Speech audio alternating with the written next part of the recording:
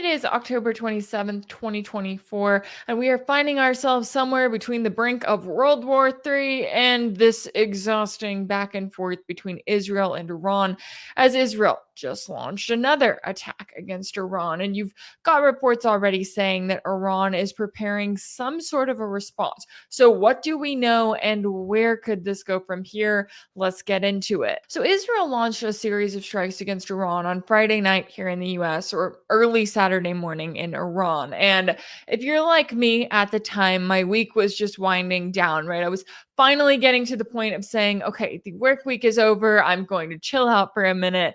And then I start getting all of these breaking news alerts. And I'm like, of course, Israel would not let me have a moment of peace. They wouldn't just let me have a day or a nice Friday night to relax. Instead, they have to carry out yet another attack and claim that they are the ones retaliating. Of course, we'll get into what that means later. But it was interesting to see how the internet was kind of divided, right? There were some people who thought that this was going to be the beginning of a very long attack, that it was going to be much more significant in the way of what Israel was targeting within Iran than it actually seems like it was.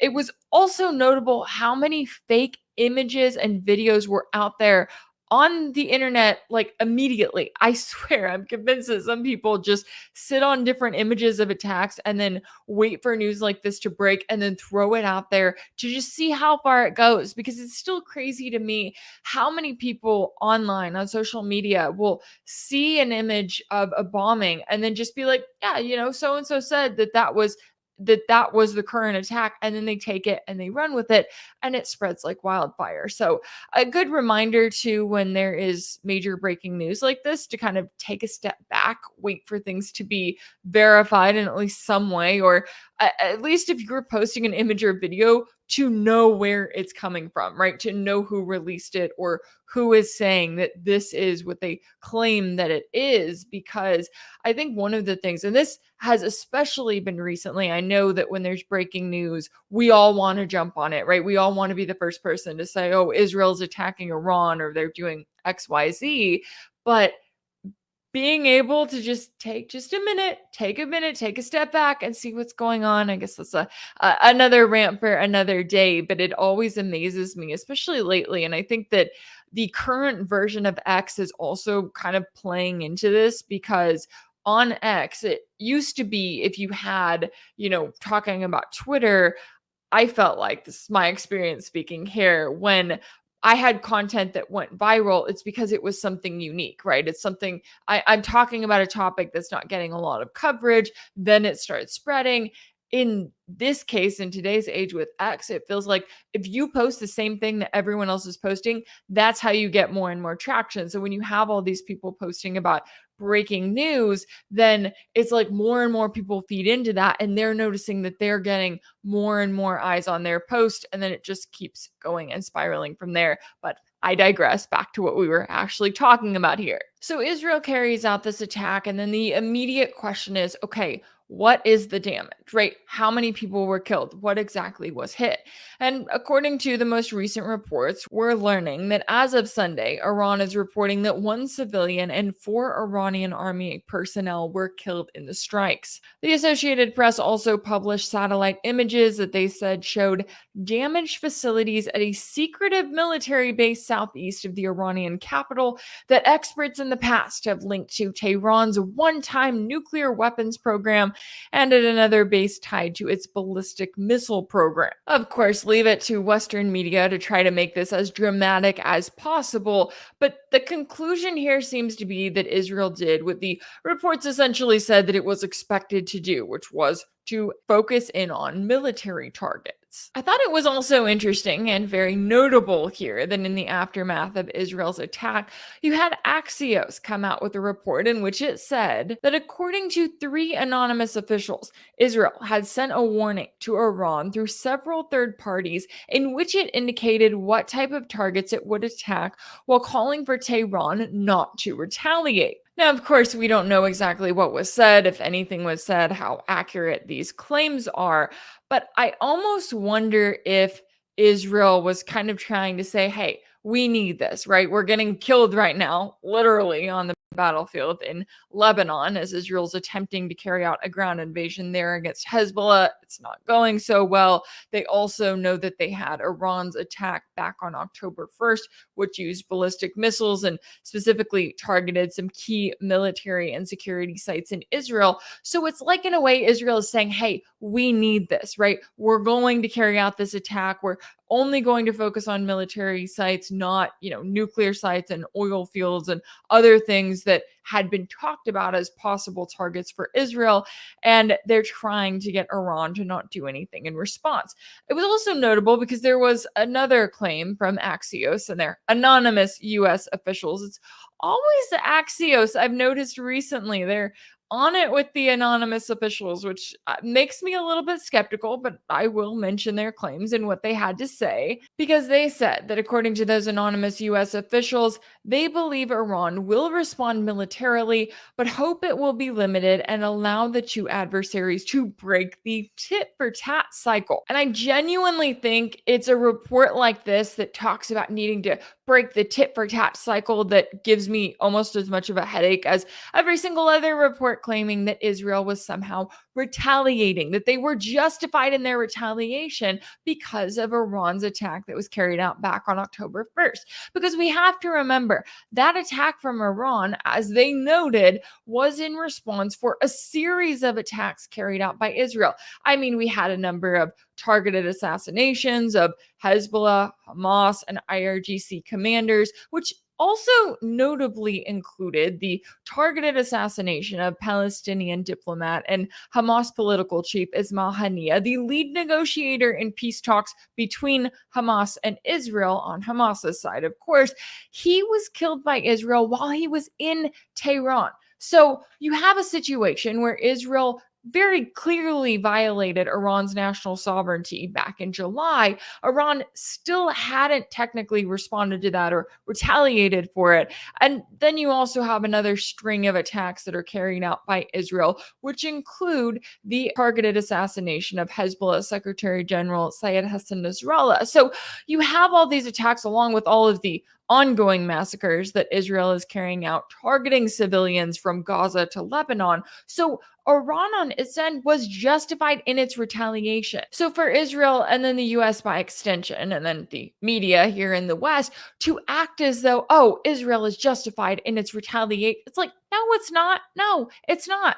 And they also act as though, and we'll get to that quote coming from Israel here in a minute, where they're acting as though, oh, this is retaliation on our end for every single attack that is carried out that targets Israel from, Hamas and Hezbollah and Ansar Allah. And it's like, yeah, what are you guys doing? You're not just out here on some island not doing anything to anybody else. You're carrying out a number of massacres as we speak. Every time I do a new video about the latest from the Middle East, I have additional massacres to include in there, whether it's coming from Lebanon or northern Gaza, these atrocities that Israel is carrying out.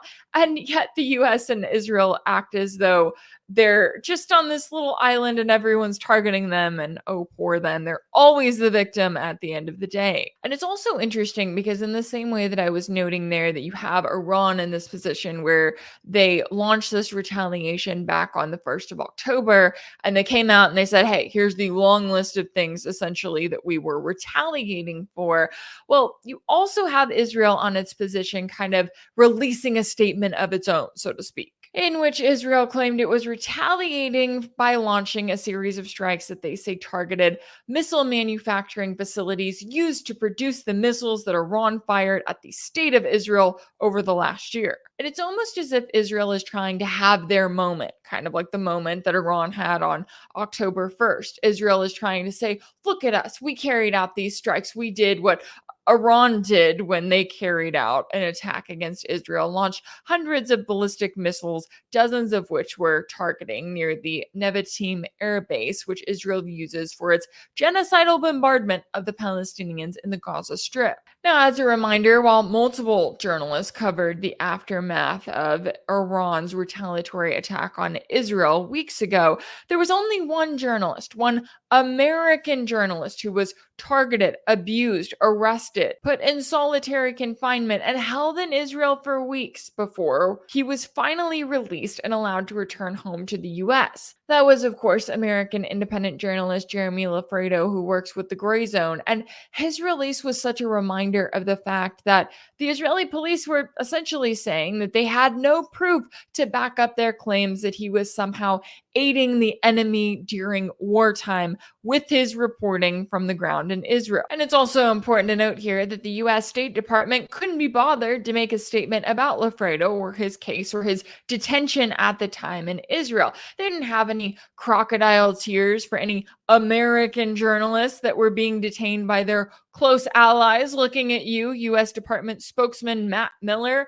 And it's so frustrating to watch the hypocrisy here. I know that we have the hypocrisy all around, but it's like, it's clear that the US does not care about the Palestinians, right? They don't care about the Palestinians being targeted in a genocidal war by Israel. They don't care about the fact that, it's bombs, 2,000-pound bombs that were made in the USA that are being used to target Palestinian civilians or Lebanese civilians. The US has made it clear that they do not care about people in the Middle East unless they are those in the state of Israel. However, for the US to take it a step further and to make it abundantly clear that they don't care about the American citizens, I think that is another very important point here, because our government is showing us that they don't care about us, right? They don't care if we are being tortured, if we were detained in Israel and we're being targeted because we are literally challenging the narrative that our government is setting forth on one of the most important events of our time. I mean, we are going to look back at the genocide that is being carried out right now against the Palestinians. And I do believe that we will be judged accordingly, that history will make it so.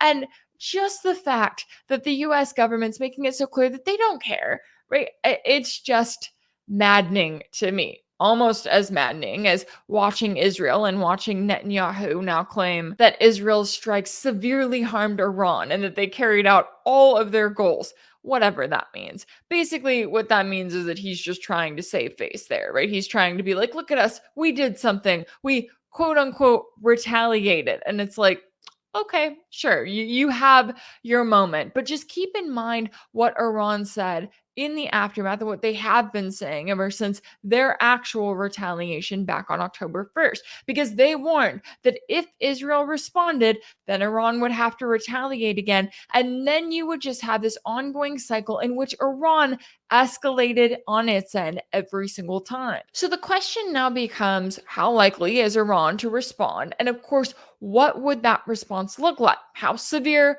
would it be? Now, we did hear from Iran's supreme leader, who met with families of those who were killed in Israel's attack, and he was quoted as saying that the attack should not be exaggerated or downplayed. He did not specifically call for retaliation, but he did say that Israel had miscalculated Iran's power and determination, and that, quote, we should make them understand all these. The Iranian Foreign Ministry also released a statement in which it condemned the attack in the strongest terms and noted that it was a blatant violation of international law and the United Nations Charter. The statement went on to basically call on the international community to give a damn, not just about the civilians in Iran, but also the civilians in Gaza and in Lebanon. It said, quote, the Islamic Republic of Iran also stresses the necessity for immediate and urgent mobilization of the global community to stop the Israeli regime's genocide, war, and aggression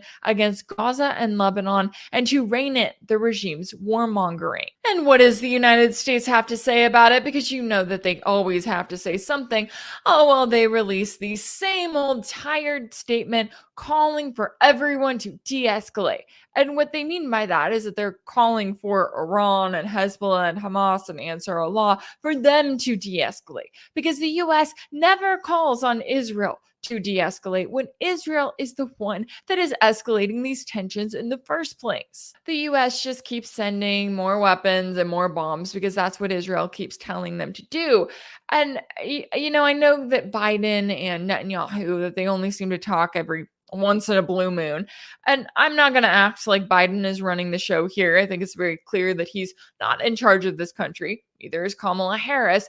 But for the US to act as though there's nothing they can do but to just, release these vague blanket statements calling for all sides to de escalate, saying that that's what they want to see, when literally Secretary of State Antony Blinken was in Israel this week sitting down with Netanyahu. It's like, when do you think Netanyahu got the green light? Then, during that very meeting. And you have these reports that come out, or that came out in the last week, that claim that Blinken was just calling on Netanyahu to consider a ceasefire in Gaza and Lebanon, that he was saying that, hey, Israel took out Hamas leader Yahya Sinwar, that they should use that as leverage to get Hamas to agree to a ceasefire, of which, a reminder, Hamas has agreed to multiple ceasefire agreements. It has always been Israel that has turned them down on its end, especially in recent months. But it became very, very clear when Israel then turned around and carried out this attack that the statement that we got from Netanyahu's office following that meeting with Blinken, in which it specifically said that the two officials talked about, quote unquote, uniting against Iran. Yeah, I think that was the conversation that they really had. For the US, for the State Department to come out afterwards and to claim that, oh, Blinken, he's really talking to Netanyahu this time. It's like, is he? Did he? Really? Because it doesn't seem that way. It seems like Netanyahu got his way once again, and like he sat Blinken down and said, okay, this is what we're going to do. This is when we're going to do it. Got the official green light, although we all know Netanyahu didn't really need it, and then Israel proceeded to carry out the attack. And it's incredibly telling that despite the fact that Iran is the one who was targeted by Israel in this recent attack, when they're making statements about it, they are calling on the international community to turn their attention to Gaza and Lebanon, right? They're saying, hey, don't focus on us. Focus on the civilians in Gaza, the civilians in Lebanon who are being targeted by Israel right now as we speak. That's because it's right now that Israel is targeting northern Gaza with just unspeakable war crimes. I mean, I feel like every time I look for updates on northern Gaza, it just keeps getting worse and worse. What Israel is doing to the Palestinians there has reached the point of unimaginable, even when we thought that we had reached that point so many times over by now. A spokesperson for the United Nations Secretary General, Antonio Guterres, said on Sunday that the UN chief has expressed shock at the harrowing levels of death, injury, and destruction in northern Gaza. I mean, really? Shock? Is he shocked? Because I don't think we can be shocked anymore, right? We can talk about how horrible and how awful it is, but should we really be surprised that Israel is carrying out the war crimes that it is? Who's going to stop them? Who from the international community, who from the UN is stepping in to do a single thing to stand in Israel's way? Apart from the axis of resistance and everything that they're doing, no one else around the world is doing anything meaningful to stop Israel, to stop its war crimes, specifically in northern Gaza. And so, guess what? The result of that is Israel just keeps on keeping on committing the horrific death and destruction, and it keeps getting worse. Meanwhile, Israel also continues to kill civilians in Lebanon, where it brags about targeting Hezbollah's commanders. But the last time I checked, Israel isn't faring too well on the ground. That's even forcing the Washington Post to admit that Hezbollah is proving to be a formidable foe against Israeli forces in Lebanon after the IDF admits that nearly 24 of their troops have been killed on the ground in Lebanon. See, Netanyahu loves to talk about good versus evil and light versus darkness when he's pandering to evangelicals here in the US, which he does often, and I guess does well because he certainly has their support. But is this the good? Is this the good guy? Is that Israel in this? I don't even want to say fight, right? Is that Israel when you're literally carrying out genocide? Does that make you the good guy? When you're trying to starve out 400,000 people in the region of northern Gaza, when you're dropping tens of thousands of tons of explosives targeting around 1 million children, does that make you the good guy in the fight? Because I personally don't think it does. And I do have to acknowledge, as I have come to do more than I'd like here in these videos, that a lot of people around the world won't care about the Palestinians, right? I can sit here and talk about their plight until I'm blue in the face. And some of you watching are just going to be like, okay, but does that really affect me, right? it has no effect on my life.